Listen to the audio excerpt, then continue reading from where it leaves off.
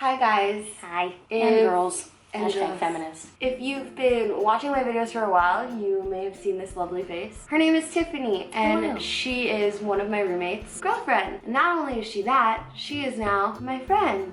And Tiffany and I have always had a lot in common, and we've always been on the same page with a lot of things. Literally read each other's minds. Recently, and unfortunately, we have another thing in common. And are you ready to jump into this? I'm ready. Okay. Diving in. Right now.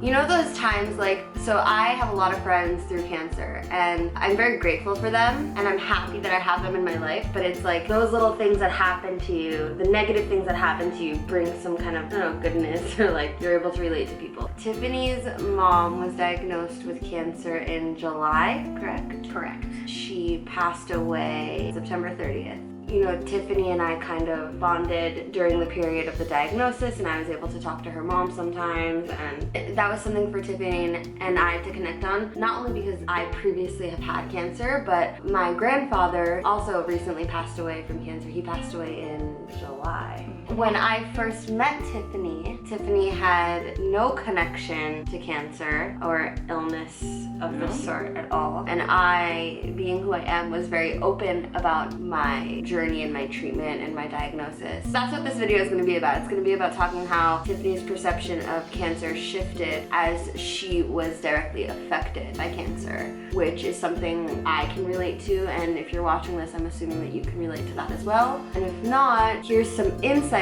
to what that's like if you've never been directly affected by cancer, and how it totally shifts your mentality. You were a huge part in me going through the whole cancer experience, being kind of a second party to the whole thing, but directly affected in kind of a different way, of course, than you were. But I remember the first time I had an experience with you mentioning cancer, just living your life and talking about cancer so openly. And that's a very unique experience for somebody who's never had a personal encounter with cancer. That was the most eye-opening thing. I've never seen cancer affect somebody in a positive light. You gave your life so much positivity from something so evil, something that was taking you away, essentially, and that's wild. And I saw, through the experience with my mom, I saw a completely different side of it where it was literally taking somebody I love away from me.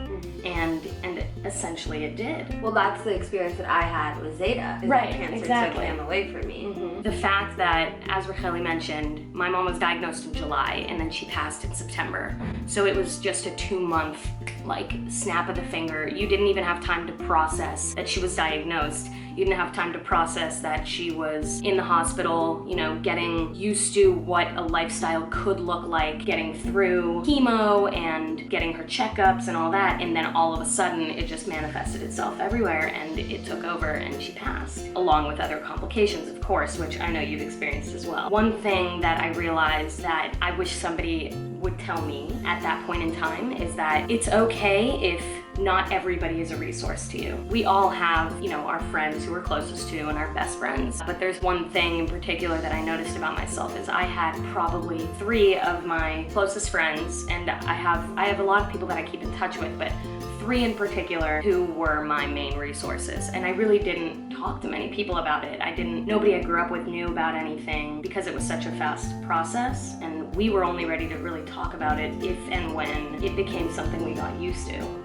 My mom came home and we kind of got into a routine of life, taking her to chemo, etc. You were one of those people for me. And Racheli's role in my life, for everyone to know, because it's very clear from her other videos that she's easily one of the most positive people, especially in life struggles and something taking over your life. Not only could I ask medical questions, even though she's not a doctor, she's personally experienced a lot of these things, and she knows a lot of the medical terms. But on top of that, I was so excited to come to this apartment to not necessarily talk about it. I wanted to come here to play games and to have a good time. And if I had a depressed moment, or if I had a moment where I needed to cry about it or ask a simple question, this was the person I came to immediately. Have every person in your life fit some type of role that you discover you might need. Don't try to make everybody fit all the roles, because you're just gonna set yourself up for getting let down. down. And yeah, exactly. I think a lot of people don't know what to say. They might ask stupid questions, but you have to remember that people don't experience this stuff often. I don't know, maybe you know statistics, but like a lot of people get sick with cancer. A lot of people have a loved one who has had cancer or has cancer or who has passed from cancer. Not a lot of people our age have been The young adult. it's such an interesting group of people. People don't know what it is, how bad it is, what to say at all. And it's not their fault. No. You know, they could totally go out and seek more information, but the only way you really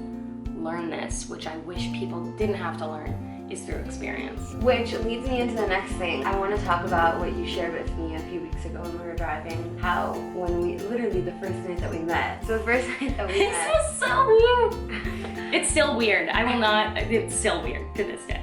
But it's great. It was great in hindsight, but it was very weird in the moment. It was literally the second night that I came back to Los Angeles. And if you don't know, my whole story, I'm gonna link some videos explaining what happened. But basically I moved to Florida for my treatment, and then I was able to come back here a year after. And I'm living with two childhood friends, Ari and Natan. And this was also the first night that I had met Tiffany, Natan's girlfriend. She was introduced to me, and we got ready here, and like we all went out together, and we were going to a club. And apparently Natan had friends that worked at the club that were gonna get us in or something like that, and it just didn't work out. I just said I was gonna play the cancer card. Like I very, very loudly, like vocally was just like, that's it. Like It was so uncomfortable. I'm going to the front, and I'm going to do it. Later on, like about a month or two ago, Tiffany shared with me how that was uncomfortable and how she like didn't think that was appropriate. It seemed a little bizarre to, again, this is from an outsider's perspective, who at the time had never encountered or been close to anyone who has had cancer. I've had friends with parents who've had cancer, but never like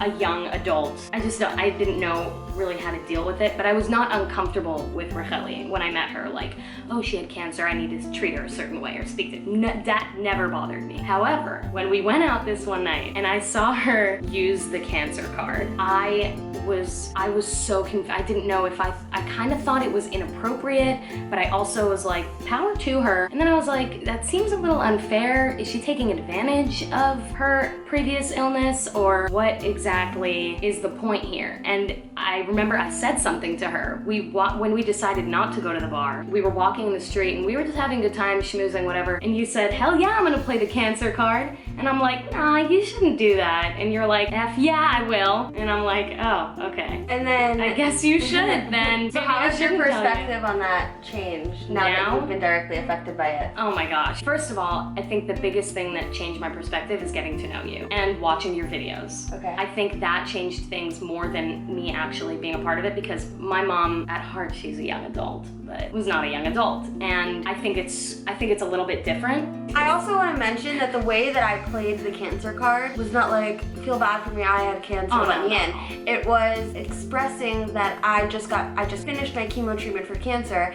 and I'm back in town celebrating my remission with my friends. And that's what I said.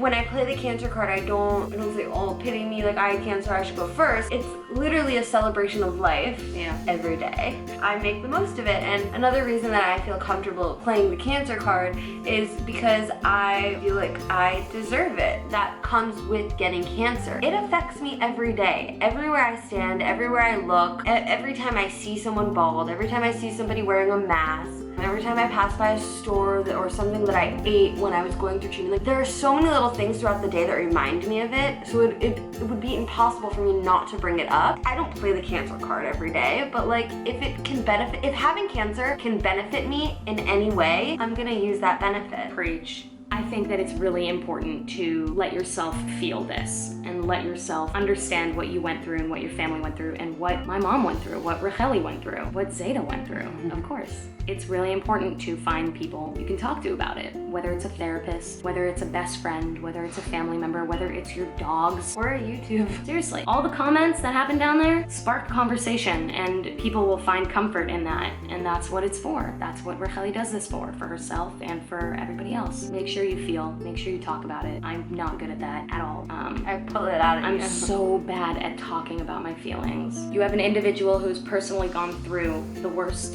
in life, and made it through. A huge piece of advice that I got from someone who I haven't spoken to in a while. Her mother passed away from cancer. She wrote me a long Facebook message, and one of the last things she said was, I wish somebody told me this, but you have to allow yourself to be okay. I did not want to be okay. I didn't want to allow myself. I didn't want to accept that I could be happy without my mom. I felt guilty smiling and laughing, knowing my mom is in a hospital bed or knowing my mom is not physically with me anymore. Survivor's guilt.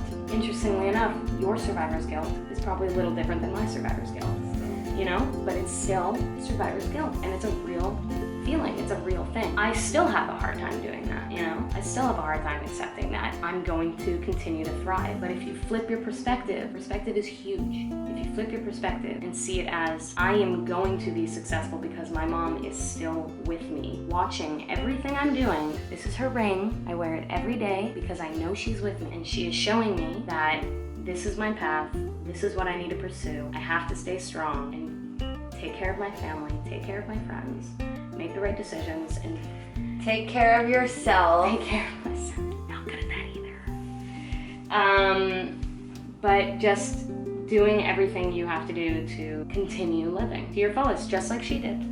Just like she did. And when you do that, Everything's gonna be okay. thank you for watching. Be sure to subscribe and comment down below anything that you're thinking.